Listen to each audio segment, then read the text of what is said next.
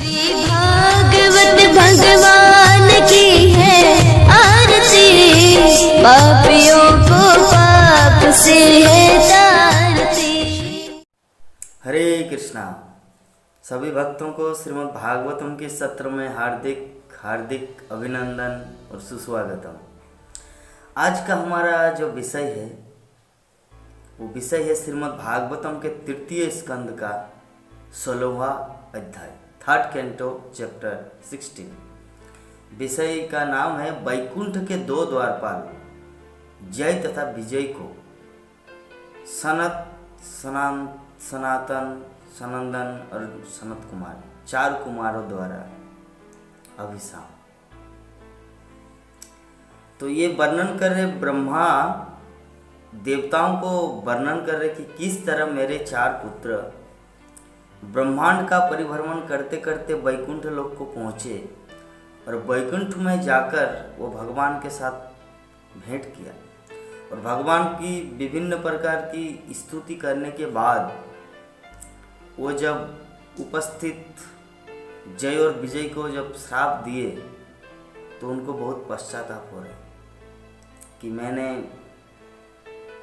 निर्दोष दो भगवान के भक्त को श्राप दिया, ये मैंने अच्छा नहीं किया। इस तरह करके वो चारों पश्चाताप कर रहे थे। तो सेम टाइम में भगवान उन सबको बोल रहे कि आप लोग चिंता मत कीजिए मुनिवर, क्योंकि आप लोगों के प्रति जो अनादर प्रकट किया हमारे दूतों ने वो अच्छा नहीं किया और उनके अनुसार जो उचित दंड उसको मिलना चाहिए था वो ऑलरेडी मिल चुका है। तो आप इसमें उतना पश्चाताप मत कीजिए कि आपने कुछ भूल किया, कि वैकुंठ में आने के बाद भी क्रोध छोड़ता नहीं।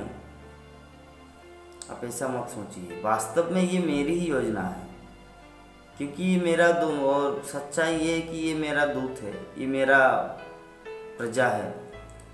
तो अल्टीमेटली मेरे ही द्वारा ये गलती हुआ है, क्योंकि अगर कोई नौकर कुछ करता है गलती तो उसका जिम्मेवारी मालिक पर जाता है। तो अतः हे मुनिवर, मैं आपसे क्षमा चाहता हूँ कि मेरे इन दोनों दूतों को आप क्षमा कर दें। और सच्चाई तो ये है कि जो भी मेरे दिव्य नाम यश महिमा का कीर्तन प्रचार प्रसार करता है वो शुद्ध हो जाता है, यदि वो कुत्ता भक्षी चंडाल भी क्यों न हो।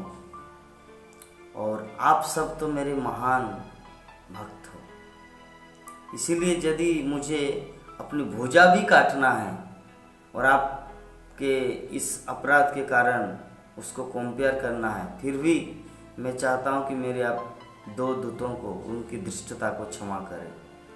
मैं क्या कर सकता हूं ताकि आप दोनों को क्षमा करें। तो ये है भगवान की परम महिमा कि अपने दूतों के कारण वो अपने भुजा, अपना हाथ को काटने के लिए तैयार है, कि जय और विजय जो गलती किया वैकुंठ में घुसने नहीं दिया उनको, चारों कुमार को। वैकुंठ के गेट में वो लोग पहरेदार बोले कि नहीं, भगवान अभी सो रहे, अभी उनके पास समय नहीं है आपसे मिलने का, कल सुबह आ जाना, जैसे ऑफिशियल रिलेशनशिप। तो इसीलिए चतुष कुमार बोले कि वैकुंठ में इस तरह नहीं चलता, आप लोगों को वैकुंठ में रहने का अधिकार ही नहीं है, आप लोग राक्षस बन जाओ, असुर बन जाओ। तो इस प्रकार जो चारों कुमार श्राप दिया था जय और विजय को, तो भगवान ये सब घटना को जानते थे। तब उन्होंने आके उन मुनिवरों को बताया कि हे मुनिवर, आप कृपा करके मेरे दूतों को क्षमा कर दें। सच्चाई ये है कि इन्होंने गलती किया, लेकिन मैं ही इसका जिम्मेदारी हूँ। क्यों? क्योंकि मेरा दूत है और प्रजा जो भी करता है उसका भोग राजा को कुछ % भोगना पड़ता है। तो इसीलिए आपने इनको मर्तलोक जाने का जो अभिशाप दिया, तो मैं भी इनके साथ साथ जाऊंगा। ये जाएंगे पहले, उसके बाद मैं इन लोगों को उद्धार करने के लिए जाऊंगा। तो वो हम लोग देखते हैं कि सत्य युग में हिरण्यकशिपु और हिरण्यक्ष जब आए तो भगवान विष्णु के रूप में, नृसिंह रूप में हिरण्यकशिपु को नृसिंह रूप में वध किया और हिरण्याक्ष को वराह देव। उसके बाद त्रेता युग में जब भगवान रामचंद्र के रूप में आए तो वो लोग आए थे कुंभकर्ण और रावण के रूप। तो भगवान श्री कृष्ण राम के रूप में आकर, रामचंद्र के रूप में आकर उन सबको वध किया, पूरा लंका राक्षस असुरकुल समाज को। उसके बाद द्वापर युग में दंतवक्र और शिशुपाल के रूप में रावण और कुंभकर्ण जय और विजय आया। द्वापर में जो भगवान श्री कृष्ण को विभिन्न प्रकार से इंसल्ट कर रहे थे। राजसू यज्ञ में भी शिशुपाल बोले कि ये तो ग्वाला है, इनके पास वैल्यू ही क्या है कि इनको यज्ञ का पहला पूजनीय व्यक्ति समझा जाए, इसका क्या औकात है, इसका तो यहाँ पे आना ही कोई योग्यता की बात नहीं है, लेकिन फिर भी आप इसे इतना सम्मान दे रहे। भीष्मदेव आप का कुछ ज्ञान नहीं है। इस तरह करके शिशुपाल बहुत इंसल्ट कर रहे थे भगवान को। अंत में शिशुपाल को भगवान श्री कृष्ण ने अपने सुदर्शन चक्र से उसका सर छेदन कर दिया, और जब सुदर्शन चक्र लौट कर आए तो उसकी अंगुली कट गई थोड़ा, और तब द्रौपदी नया साड़ी को फाड़कर उनका भगवान की अंगुली को बांध दिए।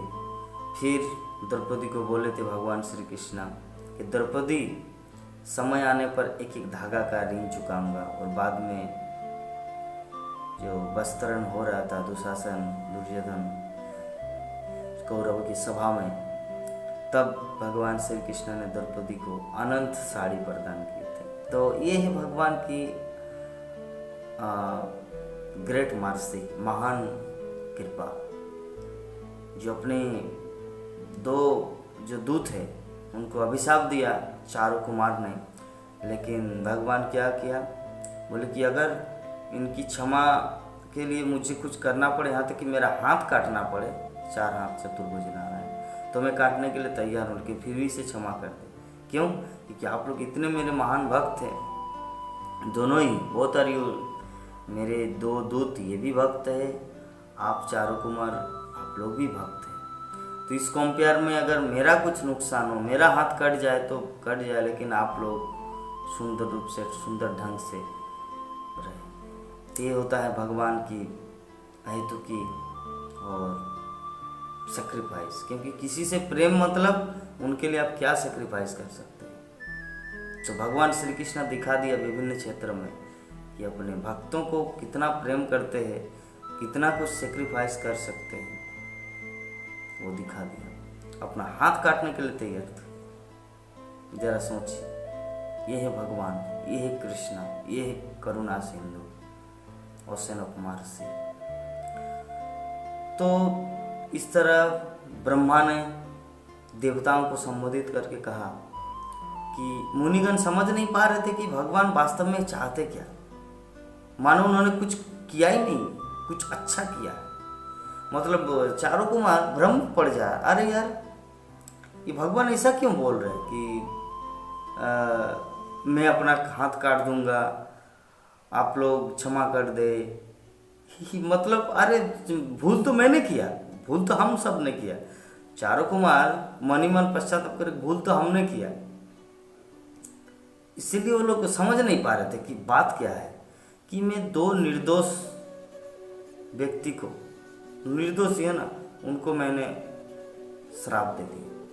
ये भगवान का भक्त वैकुंठ लोक भगवत धाम, बैक टू गॉड है, भगवत धाम में रहते हैं, भगवान का नित्य सेवा में लगे हुए हैं। और ऐसे मुनियों, ऐसे द्वारपालों को हम लोग अपने पाप, अपने अहंकार के द्वारा कि हम लोग महान मुनि हैं, इस भावना से इनको श्राप दे दिया। तो कितनी धृष्टता है हमारा, तो कल कितना गलती किया, लेकिन फिर भी भगवान बोल रहे कि आप हमें क्षमा करें, मेरा हाथ कट जाए फिर भी इन लोगों को क्षमा कर दे। व्हाट इज दिस मैटर, इसका मतलब क्या है? तो इस प्रकार वो सभी भ्रम है।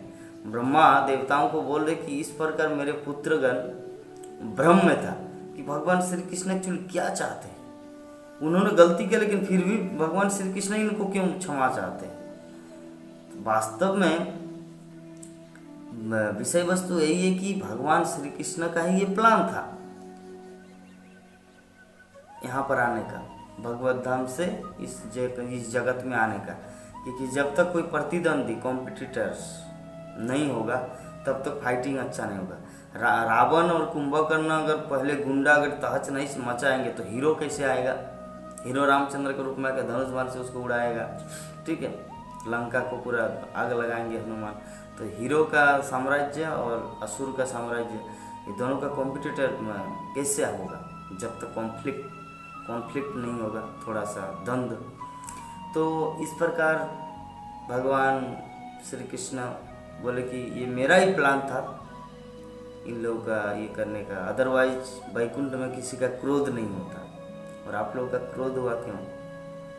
डोंट वरी, इसके लिए आप लोग चिंता मत कीजिए, ये मेरा ही एक योजना था कि इन लोगों को, इन सब की भी इच्छा थी, इनका भी इच्छा था ये जय और विजय का, कि मेरे साथ फाइटिंग करके मुझे आनंद प्रदान करे। और मेरी भी इच्छा है कि भगवत धाम में तो फाइटिंग संभव नहीं, क्योंकि I am a lord and they are all servant. मैं वहाँ पे भगवान हूँ और सभी सेवक है, और सेवक और भगवान में कभी युद्ध नहीं होता। तो इसीलिए बेस्ट यही होगा कि भौतिक जगत जाएं और वहाँ पे कुछ क्रियाकलाप करें जिसके माध्यम से हमारा फाइटिंग हो। तो इस प्रकार चारों कुमारों को समझा दिए भगवान।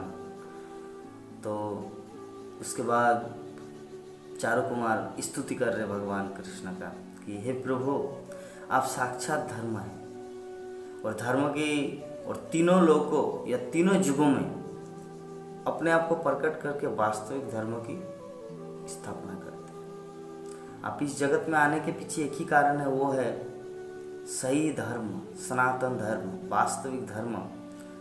यदा यदा ही धर्मस्य ग्लानिर्भवति भारत, मतलब जब जब ये अधर्म की वृद्धि होती है और धर्म की हानि, तब आप हर युग में प्रकट होते हैं और सही धर्म या सनातन धर्म को आप प्रकट करते हैं, स्थापना करते हैं।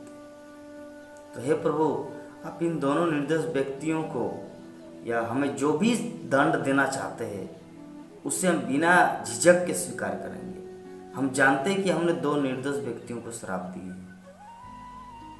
भगवान नारायण के पास चारों कुमार बोल रहे कि हे प्रभु, हमने वैकुंठ में आकर जो गलती किया, अपनी पावर, अपनी क्षमता दिखाए श्राप देना, तो उसके लिए जो हम लोग गलती किए, तो अगर आप चाहे नहीं, आप इसे कीजिए कि हम चारों को या आपके जो दोनों दूतों को अगर दंड देना चाहे तो हम उस दंड को स्वीकार करने के लिए प्रस्तुत है।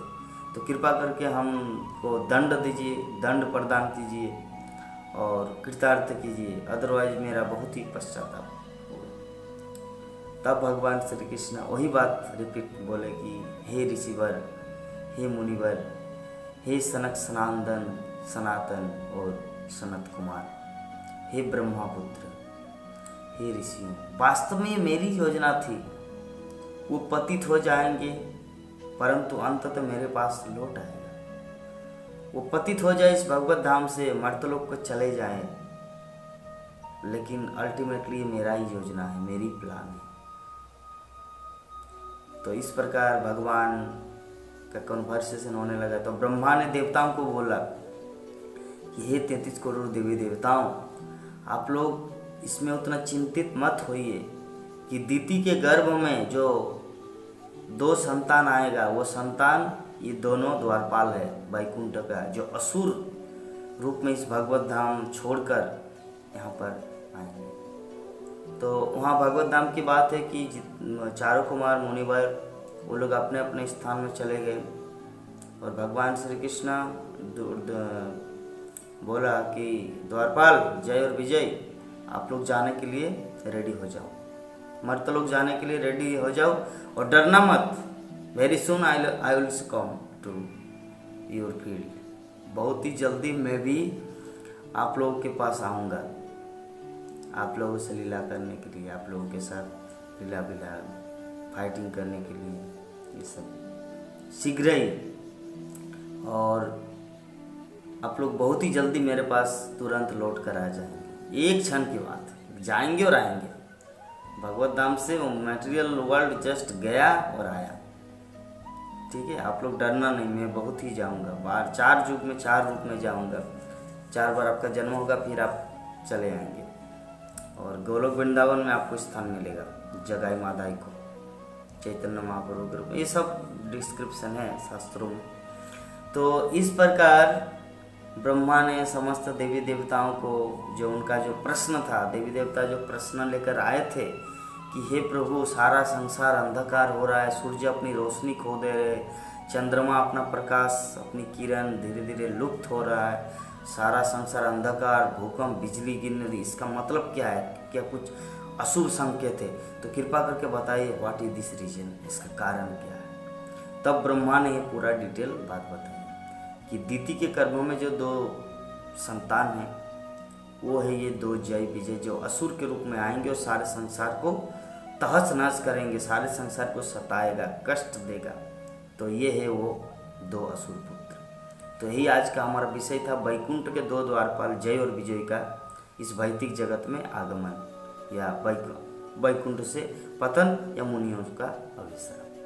तो तब तक के लिए, कल तक के लिए आज हम आप सबसे विदा चाहते हैं। आप सभी इस तरह श्रीमद् भागवत की कथा को श्रवण करते रहिए और अपने जीवन को कृतार्थ कीजिए। हरे कृष्णा कृष्णा कृष्णा हरे हरे, हरे राम राम राम हरे हरे। जगत गुरु श्रील प्रभुपाद की, ग्रंथराज श्रीमद् भागवतम की जय। निताय गौर प्रेमानंदे हरि हरि। इस वीडियो को लाइक करें, हमारे चैनल को सब्सक्राइब कर बेल आइकन जरूर प्रेस करें हमारी न्यू वीडियो सबसे पहले।